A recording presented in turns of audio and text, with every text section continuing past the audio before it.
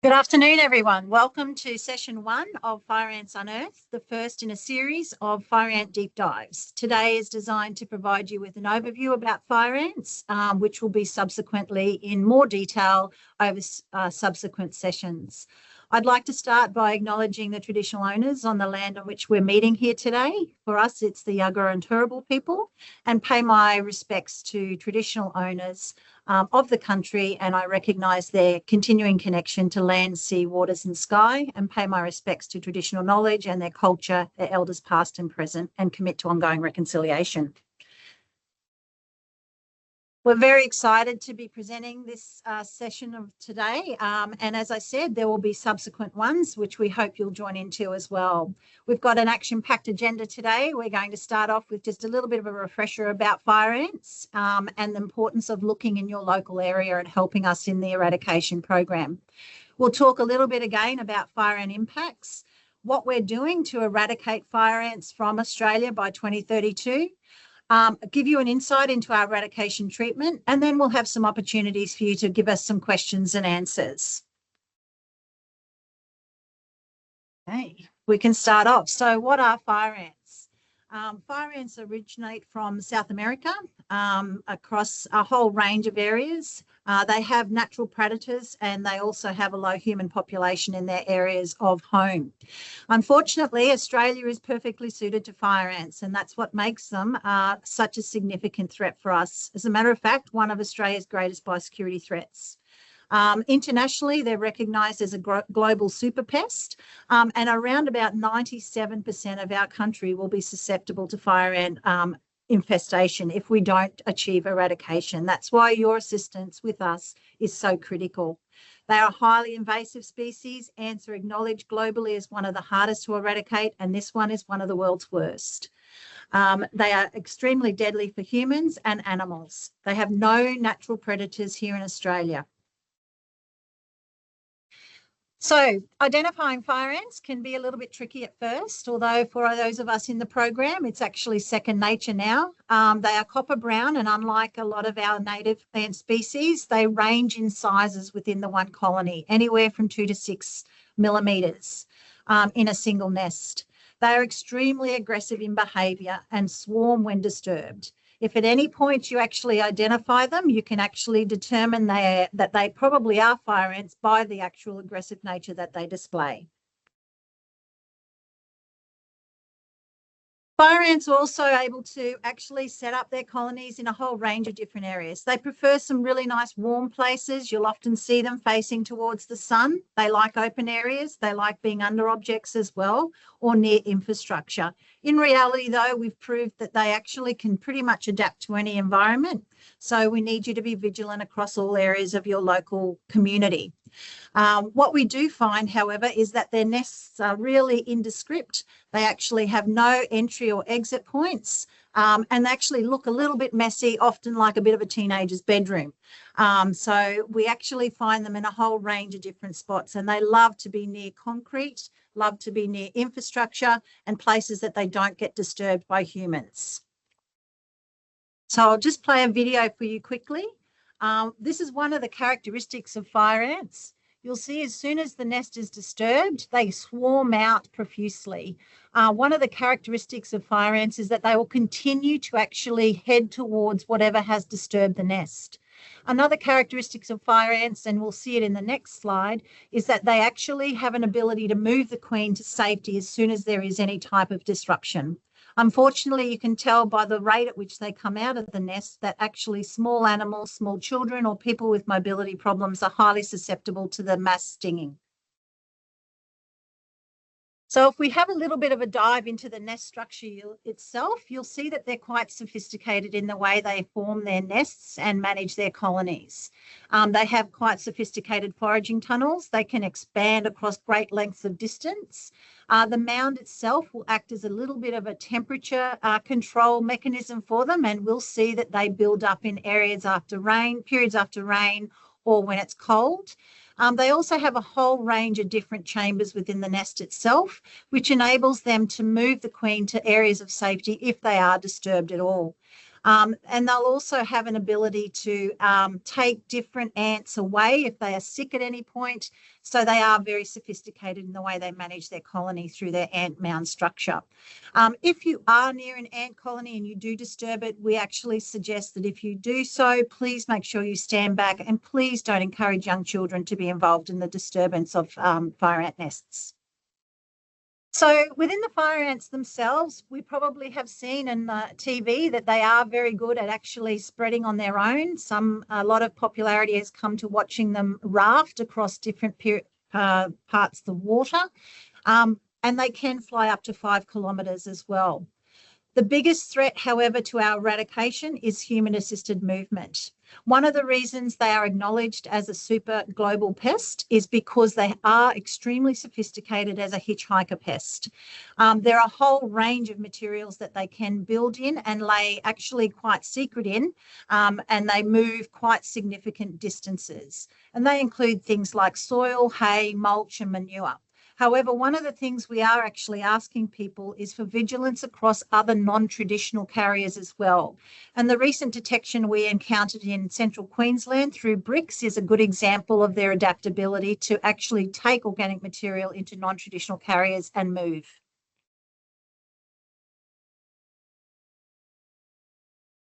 The most important thing is that you know your local community much better than us. We will be there to support you though. What we ask for you is to report any suspect fire ants at all. And you can do that through our dedicated phone line on 132 ANT. We're very proud of that phone number. It's 13 22 68.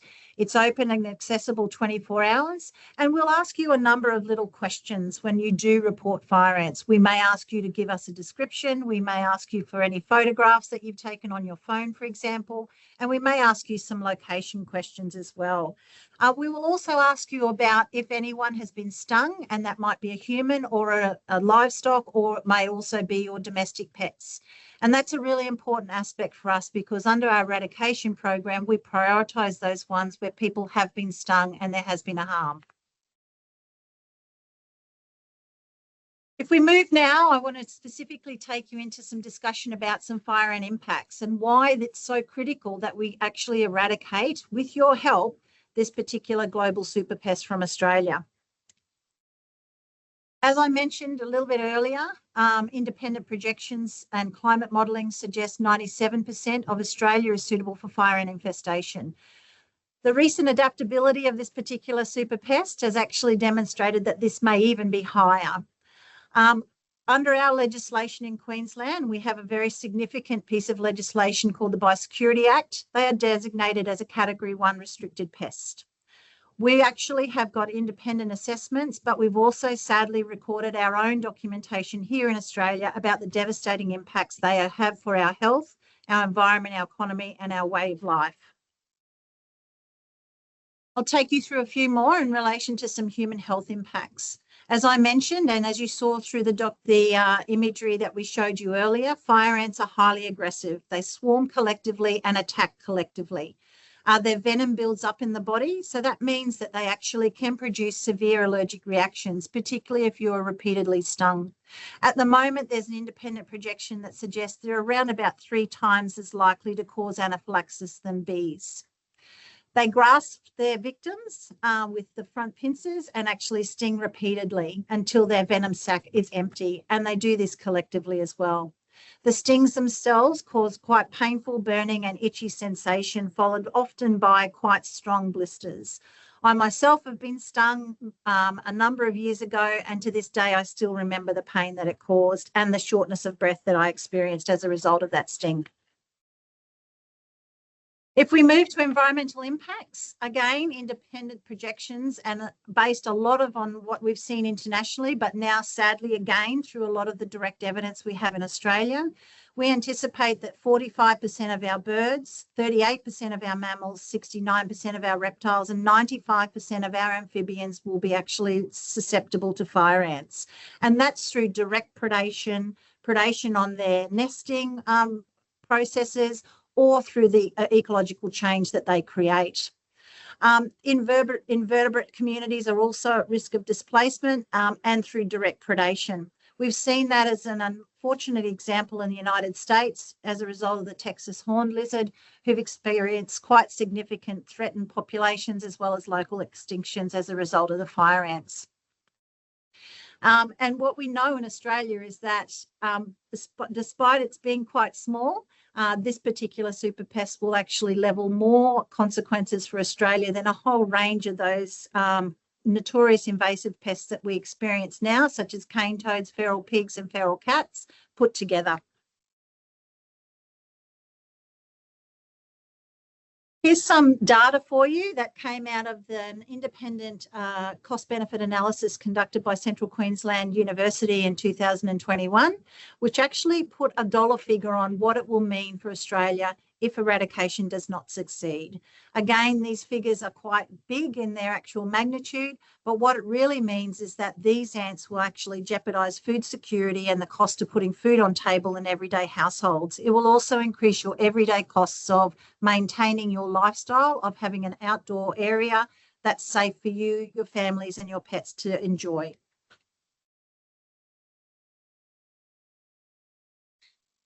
Queensland in particular requires its agricultural sector to maintain our economic prosperity. It's also critical for us in our access to clean and fresh food for food security. Agricultural sector here in Queensland will be susceptible extremely to fire ants. We've already experienced here in Queensland significant things associated with livestock. You can see an imagery there of dairy cattle that's been blinded as a result of fire ants, and also crop losses. That's something that we've seen replicated from the United States experience as well. We've also seen significant implications for horses, including some in the racing industry. It also has an impact for fodder as well, for feeding and maintaining our agricultural industry. And this magnitude, of course, extends to tourism. Another area that we have experienced here in Australia, which again is replicated from the experiences of the United States, where one of the most profitable businesses for Texas to be in is air conditioner renewal, is they seem to actually love infrastructure, and they seem to actually love damaging equipment, including watering systems, electrical devices, and they have significant propensity to delay building and landscaping projects. Lifestyle impacts I've touched on. Essentially, Australians, and being Australian means enjoying our outdoor way of life. This is one area, unfortunately, in Australia and in Queensland, we've experienced already where we've had to close sporting fields, we've had to close parks in order for us to make sure that we can eradicate fire ants, to maintain the safety for all who want to enjoy that outdoor life. I'd like to take you now to go through a little bit of an understanding of what we're doing in response to the eradication effort here in Queensland. This eradication program has been going for around about 20-something years now, and we actually are doing this on behalf of the national interest. As I mentioned at the outset, this is actually a national biosecurity threat that is being collaboratively supported through funding by each state and territory government, as well as the Australian government. The evidence that underpins our eradication program is significant. You only need to have a look at the Australian government's Department of Agricultural, Forestry and Fisheries website to see the amount of times this program has been reviewed. Collectively, all of that evidence has been incorporated into what we now undertake as our program.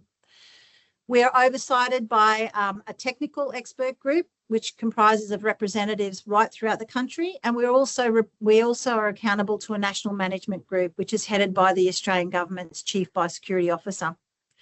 Our Chief Biosecurity Officer here in Queensland is our Senior Responsible Officer for this program. There are 3 core deliverables that we undertake as part of this program. Surveillance, which enables us to make sure we delimit the extent of the infestation here in Queensland. Eradication and suppression, and we work in very strongly with the Queensland Government's Fire Ant Suppression Task Force. And containment. Containment is a huge predictor of our success for eradication, and we protect it very strongly. We really need your help in maintaining we stop human-assisted movement to actually protect containment. You can see to the imagery, you can see what actual changes to a particular environment can occur following fire ants infestation. The one at the top is before the detection in Richlands and after the detection of fire ants had been actually established. I'd like to talk to you a little bit about the success. There's often questions about what we've been doing and how successful we have been. Australia is the only country that has successfully eradicated any fire ant incursions. And we've recently had a delegation of international representatives visit us to actually learn about how we're doing it. As I mentioned, the evidence behind our program has been quite strong. It's a very structured approach. The eradication we are currently undertaking is of the original detection in Richlands. It is the most infested and the most established infestation in southeast Queensland in Australia. We have eradicated 8 times. The other successful story for us is the containment of fire ants. We've been able to contain fire ants, which, as I mentioned, is through these bands. So you can see the grey inner band, that's the suppression area. The red band is our focus of eradication effort, and the blue band is our surveillance. That's where we're making sure that nothing moves outside that containment boundary. So we surveil that to ensure that the ants are remaining within there as the machine moves in. The Queensland government is the combat state for suppression, and it actually held main responsibility for the internal grey area, and we work very strongly with them.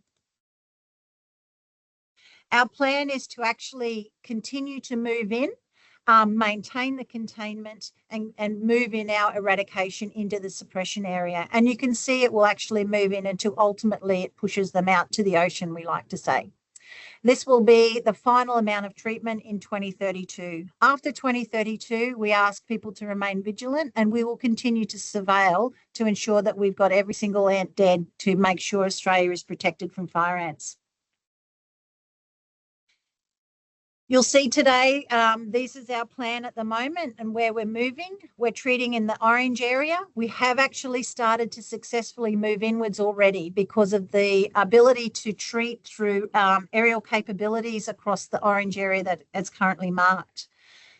We're very successful in terms of the quality of treatment, and except for dealing with a few outbreaks, we're actually moving in to suppression earlier than anticipated. As I mentioned, it's very important that we understand areas of public safety. We prioritise areas that include schools, childcare centres, parks and sports fields. And that's because irrespective of the eradication being structured and moving in, our primary aim is reducing harm and protecting our community. You'll notice that there's a fire ant biosecurity zones, and I encourage you to consult our website, www.fireants.org.au. That will actually provide you with a whole range of information about the mapping and the tools that we use to guide eradication and communicate with our community and industry and identify areas where you can assist us. Fire ant biosecurity zones are really important. These actually enable us to identify those areas where we actually are controlling the movement of products that typically move fire ants outside of our containment. We ask people to be highly vigilant in these areas, particularly if they are dealing in fire ant carrier materials, as I mentioned earlier, such as soil, mulch, potting mix, aggregates. There's a whole range of those, and you can find out more information on our website. This is where we also enact our role as a regulator. So where people are knowingly not adhering to their general biosecurity obligation under our legislation, we may reserve the right to take enforcement action. The biggest important thing for you to do as a consumer is, if you are in those areas or sourcing materials from those areas, we ask you to please talk to the supplier and ask them about their fire ant safety practices. The difference between our two maps, I've shown you two already. The one on my left is so it's probably your right, their left, okay, is in relation to understanding our response plan and how we structure eradication. The one on the right relates to fire ant biosecurity zones, and that actually imposes responsibilities on people moving fire ant carrier materials within that area as well as outside that area, with certain responsibilities to ensure they are not moving live fire ants. This is a critical part of your general biosecurity obligation. Everyone in Queensland has that general biosecurity obligation, and fire ants, as I mentioned, is a Category 1 risk. I mentioned before about containment. We were able, through a whole range of independent assessments and reviews of the program, to understand the importance of containment to successful eradication. This is also something we've been able to learn about the failed efforts from other jurisdictions and countries who failed in eradication. We've been successful by containing fire ants to the blue circle, based on quite conservative projections from the United States in particular, but also China. They would have reached up to Townsville by now, past Longreach and down to Albury, had the program not been successful in its containment ambition. So eradication treatment, my name is Erin. I'm one of the principal scientists with the program, and I've been invited to talk to you about eradication treatment. Treatment is designed for the ants. It's targeted for the ants. So our treatment products are a corn granule that is coated in soybean oil, and that soybean oil contains a small amount of the active ingredient. The active ingredients that we use for eradication are pyriproxyfen or S-methoprene. These are insect growth regulators, and they are designed to disrupt the queen's ability to produce viable offspring and prevent juvenile life history stages from successfully molting into an adult form. These products contain a very low amount of active ingredient, and because we're targeting the ants, this makes it effective and reduces the risk to non-target species. So they're designed to be applied quite thinly to the landscape.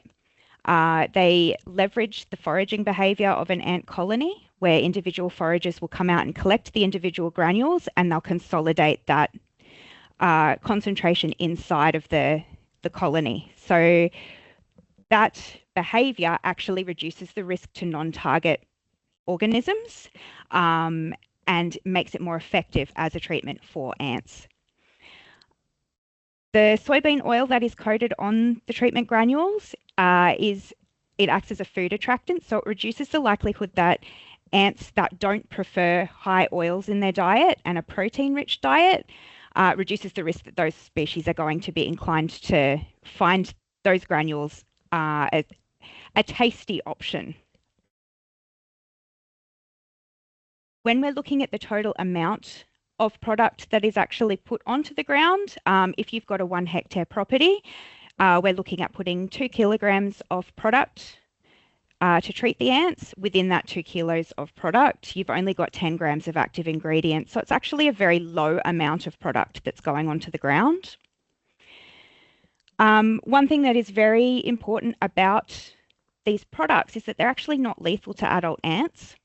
So the way that we use this product, we have to have multiple treatments that are put down at strategic time intervals so that we're maintaining the effects on the colony. And we need to do that for long enough for the adult ants to die off. So the way that this works, when we've got no new workers coming through to feed the colony and the adult workers are dying off, the colony gradually loses the ability to feed itself. And in the end, it bottoms out and you end up with a functionally extinct colony.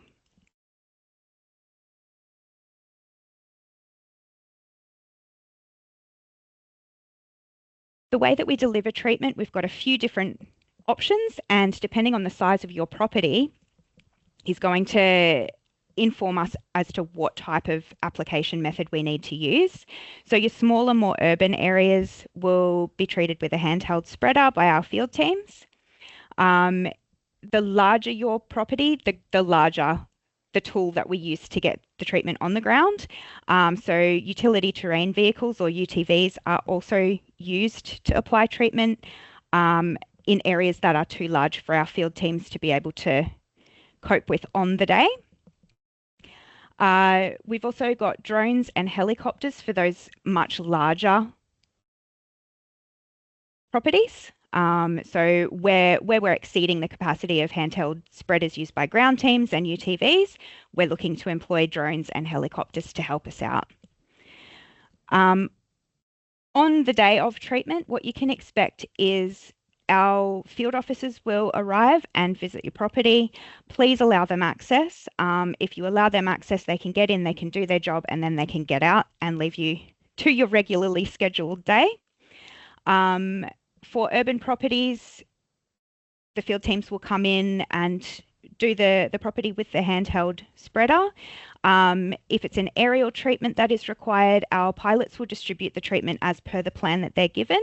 They will also coordinate with teams on the ground to monitor things like livestock. So if your livestock get a little bit agitated, we're relaying that up to the pilots and we can moderate how we interact with your property on that basis. All of the treatment is loaded into hoppers on the aircraft before we actually get to your property. So we're locked and loaded and ready to go when we get there. One of the things I want to point out before I forget to, it's quite an important point. A lot of people refer to the treatment as a spray. It's actually a granular product, so it's not a spray. We're applying a granular, essentially pellet to your property.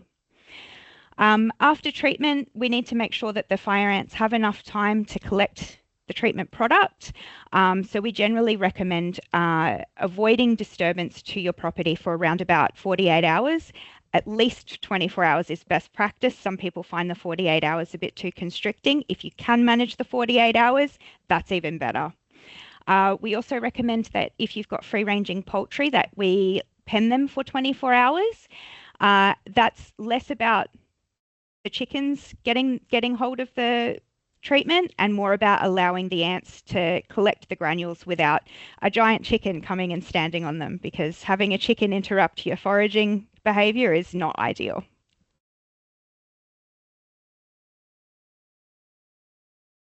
When we're looking at surveillance, we plan to do surveillance in the cooler months. This is when fire ant nests are more visible to the eye.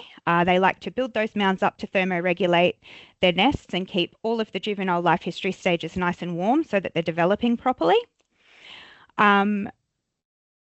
We will target our surveillance to areas that are most likely to harbour infestation, and that's going to give us an indication of how well we have succeeded at treating.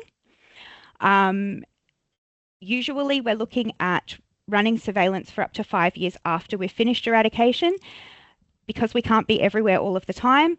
Being able to do those smaller, more strategically placed surveillance efforts on a repeated basis through time builds our confidence that the treatment has truly been successful and we have eradicated. We've got a couple of surveillance tools at our disposal. We use field teams. They will walk in what's called an emu parade, and they will be checking out the terrain as they move through. In certain circumstances, we also use odor detection dogs. So our field teams can only see what they can see. Odor detection dogs have the advantage of a nose, so they're our X-ray eyes on the ground. Because of the way that they work, we tend to use them in a more targeted fashion, and quite often we bring them in for assistance with compliance and looking for ants in areas where there's a high risk that if we've missed something, we're going to completely blow out our plan. And I've actually seen detection dogs smell fire ants from about a foot into the ground. So they're quite a powerful tool to have.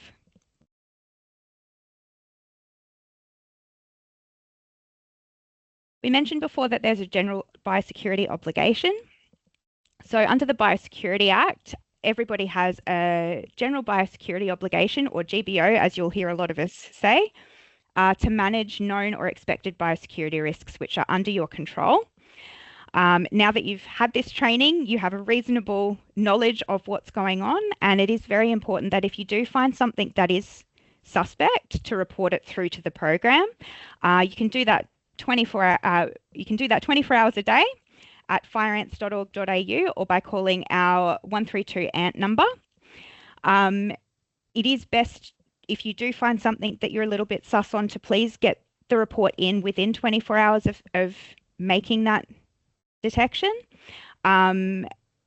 With the reporting through the website, you can actually also attach a photo So my team loves to see your photos. I quite often hear from people that they're nervous about sending in photos because they don't want to waste our time. Please waste our time. We're nerds. We like to get the photos. One of my favorite things to do when I'm having a stressful day is actually to check your reports and check those photos because it brings me great joy to find out that people are looking and they're sending through what they think could be something that is not right. And knowing that you guys are out there helping to find these ants, it just brings me so much joy. So please keep your eyes on the ground. Keep an eye on the fire ant biosecurity zones and follow any associated movement controls if you're looking to move product out of zone. And make sure that you're checking things. A lot of people, when they move house, for example, they move pot plants. I know I have a lot of pot plants. My neighbour has some pot plants. When he was repotting one of his pot plants, he actually got swarmed and stung. So please make sure that you're keeping an eye on any high-risk carriers if you are looking to move house or move them out of zone. So we have a question and answer section of our webinar today. Yeah, thanks, Dr. Erin. Thank you very much for that information. As I mentioned, we're very excited to bring you the first of this series of seminars. And thank you very much for actually signing up to be part of it. We thank you also for the questions that were submitted. Now, I've got a couple already that have come through. If we do miss them, that's okay.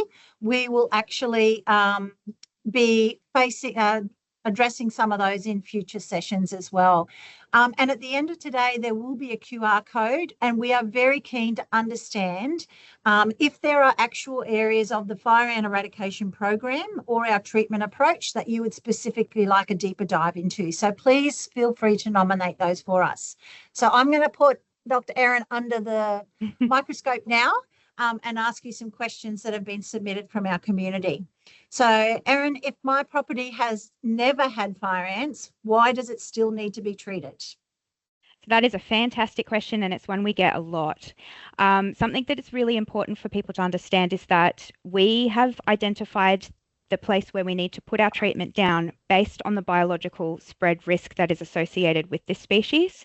So when fire ants are mating, monogynes with a single queen per nest will mate exclusively through flight. Those flights, after they've mated, can occur for up to 5 kilometres before that newly mated queen lands and establishes a nest. It has a jump dispersal mechanism. So what that means is you'll get these little propagules where you'll have a single newly mated queen that gets a little bit excited and she flies a little bit further than the rest. She will establish quite distant from her mum's colony, and they're at such low density that it's really, really difficult to find them. With this species, they can take from 21 to 28 days before the first cohort of workers actually emerges as adults. So that queen is under the ground cooking away. She's like a sleeper cell. There's a problem before you know it.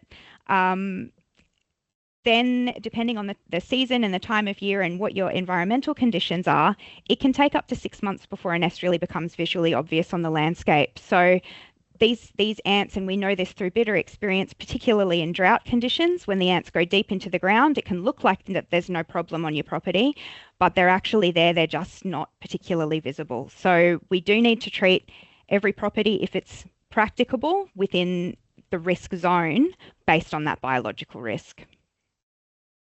Thanks, Erin. And I guess always feel free to consult our website. We do try to keep some information there about where we have had positive detections, and you can add your own address in to see if you are within that risk area. And always feel free to have a conversation with our field teams or anyone else that contacts you from the program about treatment. So if we move on to number 2 now, what impacts do fire ant treatments have on water bodies? So we generally don't like to put treatment into a water body, and this is because fire ants just don't live in the water. What we do know, though, is that they do like to be close to water. Everything needs water to survive, and fire ants apparently like a bit of a view, so they like to have that water frontage quite often. Our permits have certain restrictions on when and how we can apply the treatment product that allows us to get the treatment on the ground in the area of greatest risk. So the treatment product that contains pyriproxyfen as the active ingredient, we can't actually put that on the ground within a certain distance of a water body. In those situations, we will use a product that contains S-methoprene as the only active ingredient, and the permit actually allows us to treat right up to the edge of the water. The permit also has an allocation for accidental drift out to 1.5 metres into a water body. That has been permitted by the APVMA based on the assessments that they've done, which have been quite rigorous. There's very little risk to the aquatic environment in those situations with that product. If there is an accidental spill event, accidents do happen. We are just people. As soon as we've got that information, we self-report up through to our regulatory bodies and make sure that we have eyes on the ground and we're mitigating the fallout as much as possible, and we're monitoring the recovery of those environments. Thanks, Erin. And I think Erin touches on a great point there. In Australia, we welcome the regulatory environment that we are under. So Erin mentioned the APVMA, that's the Australian Pesticides and Veterinary Medicines Authority. You can access information about their role, but essentially they do not allow any type of agricultural veterinary medicines in Australia that they haven't rigorously tested, and in our circumstance create use parameters for. We also have regular scrutiny by the Queensland Chemical Use Regulator as well, and we welcome that. So, Erin, can I now move you on to a little bit of information that's been quite topical on certain social media platforms? Are our treatments safe for humans and animals? Yep. So the assessments that have been done have determined that there is no risk of harm to humans, animals, or the environment when the products are used according to the instructions on the permit and the product label. So part of what the APVMA does is look at the formulation of the product and the intended use. So what we've got here is that we've got a very low concentration of active ingredient that is spread in such a small amount over the landscape to target what it needs to target, that the likelihood of a non-target species picking up a harmful concentration of that product is extraordinarily low. As I mentioned before, if an accident happened, that would be a different scenario. That's when we would go back to all of the information that's on the SDS to make sure that we were mitigating any risk of undue harm that could be caused from a spill event. We get a lot of questions about if it's targeted to ants, what are the impact on native ant species? The formulation of this product means that it is most appealing to ants that prefer a diet high in rich in oils and proteins, like I mentioned earlier. So your sugar preferring species are generally not going to take it. Our data that we've collected has actually shown that there are some small impacts on some genera of ants in the native community. Those impacts tend to be quite small, and those populations do recover quite quickly after the treatment has been completed. This is actually represented in global literature as well. So I've seen literature from the US and China that's stated the same thing. What it comes down to for me is that not all ants prefer the same diet, quite like us. I've got a friend whose dad cooked a mild biryani for me once and it nearly burned my head off. So not everybody has the same dietary preference. So the total attractiveness of this product is limited, and that speaks to the safety of the product as well. I feel like Thanks, I side-quested, sorry. Yeah, no, that's good. Thanks, Erin. I like the relationship to what you eat as well. And I think we have listened to the concerns of people, and we do actually get asked these questions a lot. So we did engage highly qualified independent toxicologists to do assessments for us. You'll find reference to that again on our website, full transparency. They are published so that people can consult that and have the confidence and reassurance that it is actually being undertaken by an independent toxicologist. And I would also like to mention that we do take our general environmental duty under Queensland's Environmental Protection Act very seriously. So we are actually, and we do publish a lot of information about what we do to ensure that we're considering the receiving environment before we actually move in to do eradication treatment. So if I go to number 4 now, why can't alternative methods like boiling water or petrol be used to treat fire ants? I've seen some great YouTube videos from the United States about what some people try to do over there to actually deal with the harm associated with fire ants in their backyards. Why don't we use that here in Australia? It's a great question. It takes me back to my childhood when we used to do awful things with petrol and matches. Um, I'll cover the boiling water first. So the boiling water is, we do have a place for it. So if we're treating aquaculture farms, for example, where there is a risk to what's being grown in those pools, we will look to that as a method that is going to preserve the quality of the product being grown on those farms. Or if there is a sensitive region where we can't use any of our currently approved products, boiling water is the alternative that we go for. The limitation with boiling water as a treatment is that it's only applicable to mounds that are visually obvious. So any of those nests that are too small to be seen can't be treated. Also, what we've noticed is that it requires 2 treatments to achieve a level of success that we're confident and comfortable with. I know some of the nests that we've treated using boiling water have taken up to 4 treatments before they've actually been killed. And that comes back to what you were saying earlier about the ants evacuating a queen on disturbance. So as soon as they sense that disturbance and the nest destruction, they'll take the queen out of there as fast as they can. With the petrol, so it's visually very stunning. The issue with petrol, all of us can smell it, the ants can too. So putting petrol into the ground, the ants are not going to come back to that soil because it stinks. They've already evacuated their queen. So essentially what you're doing is creating a dirt bomb in your yard, and you'll find quite regularly, and I've been told this from some of my colleagues in the US as well, that when people are using the petrol method is that they're not actually killing the nest, they're just creating a problem for their neighbor. So the nest will actually migrate a couple of meters away, and it's not actually doing anything to kill the colony. Additional to that, I feel like it would be remiss of me not to put my fun police pants on and say it's just not safe to be blowing up your backyard with petrol. So please don't do it. It's not effective, and it is actually quite a health and safety risk for you as the operator. Thanks, Erin. Such wise words there. But the other thing I wanted to just, I wonder if you could talk a little bit about the aspect of scalability with boiling water, and also the different social forms of the fire ants, and why in our polygyne area where we've got multiple queens per nest, the boiling water hasn't proved effective for eradication and used in the United States for management. Yep. Yeah, absolutely. So, yeah, we've got 2 social forms. I like to say fire ants come in 2 flavors. You've got the monogyne, which has a single queen per colony. Those tend to be easier to target and eradicate because you've only got that single queen. We've also got the polygynes, which have up to 700 reproductively viable queens per nest structure. So that's a lot of targets. When you've got a lot of girls in the same small area, there's always a hierarchy, and somebody always has a bit of a diva moment. So to get treatment into a polygyne system, you have to make sure that you're treating so that you're getting through that whole hierarchy. So polygyne treatments tend to be far more intensive than monogyne treatments.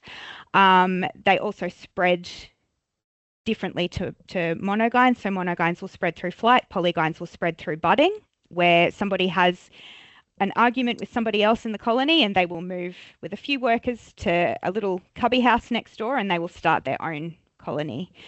If we're looking at boiling water as an option in a monogyne situation, if you're having to go back 2, 3, 4 times to successfully treat, in a polygyne situation where you've got a lot more queens and a lot greater density of your infestation, it's just not feasible. The time and effort that it takes to boil the amount of water that you need to do those treatment makes it just non-viable in those situations. So although it's a tool in the toolkit, it's not a feasible option for eradication or a suitable replacement in its entirety. Thanks, Erin.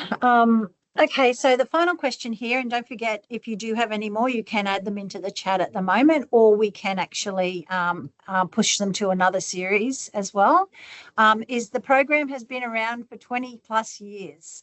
Are we seeing progress? It's a great question, and I get asked this every time I talk to anybody. We are seeing progress. It's such a charged question. And what I can say is that we've got the right recipe. We've proven that the recipe works. We've eradicated 8 out of 9 genetically distinct incursions into the country.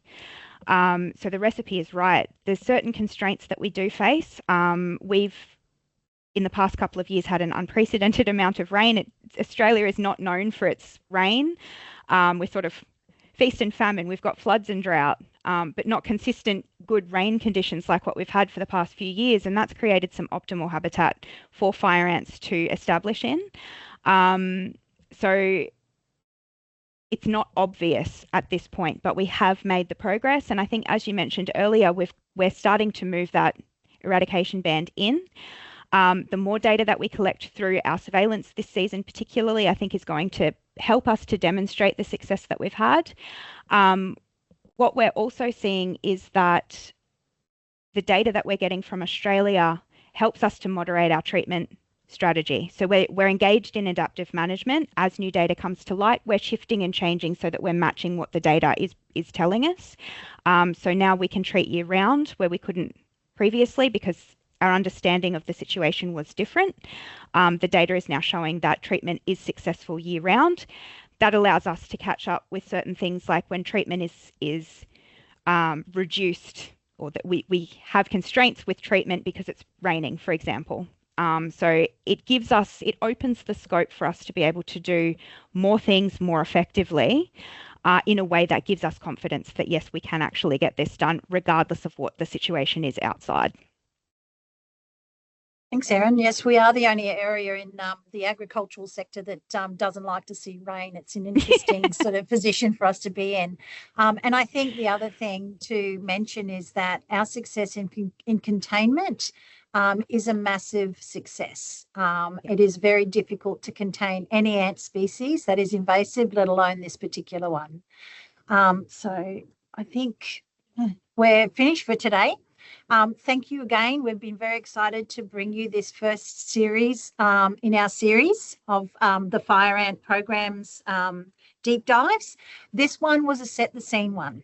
So we tried to give you a bit of a broad brush of the program, what fire ants are, why their impacts are so significant, and why eradication is so critical for Australia and our way of life, and how much we need you to help us. We will actually now dive into different aspects of the program.